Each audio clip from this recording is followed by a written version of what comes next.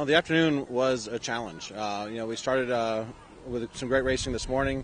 The weather was excellent, the wind wasn't unbearable, and conditions slowly got worse. Eventually the wind picked up. Kids were having a much harder time getting onto the stake boats, getting to the stake boats, and then getting off the stake boats, or even remaining on them. Eventually reached a point where we realized that we were coming up with, the schedule was bringing us more inexperienced crews, and the weather conditions were deteriorating even more.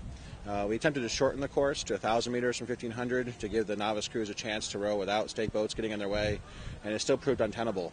So unfortunately, we attempted once more with some varsity crews to see if we could get another race off. And after 10 minutes of watching them struggle and not even be able to get onto the stake boats, we decided to postpone the race.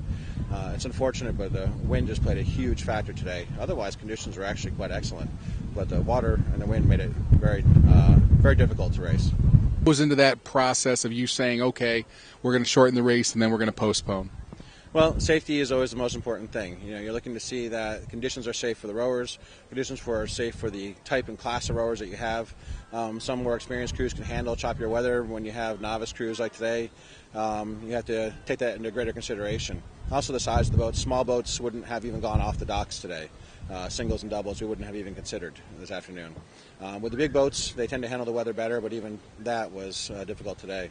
But safety is the first consideration. If it seems kids are getting cold and hypothermic out there, or if it's unmanageable conditions where they can't control their boats, we have to use that voice of authority and revoke the privilege of racing and send them back to the docks with the hope that we can postpone and get them out there again. It just didn't work out today. But the weather report said the winds were supposed to die down 1 or 2 miles an hour each hour, and it didn't work out like that. They're actually rising now, and it blew the whole starting line off of the line, snapped the line and put all the stake boats away. So we weren't getting this race in either way. They come from so far. They come from Canada and all along the coast in Connecticut, and they come from Philly. And for some of the kids, the Philly kids, they're only here for one day.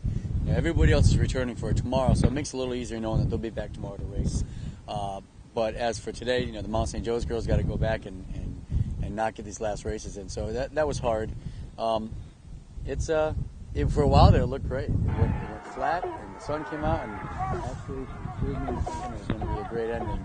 But the weather report said the winds were supposed to die down. But what worked out is going to the 3-day set meant that teams that normally wouldn't have rowed the singles, doubles, or pairs did, because it didn't interfere with any of the 4s or the 8s, which is most people's primary events.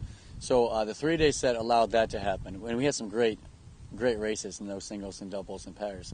So it's having tomorrow will be fun because it'll be a 2K. We did get the 8s in today, so that was a big deal. I mean, that's the premier event is the 8s, and certainly they didn't disappoint. There was some great racing all the way through each of the flights.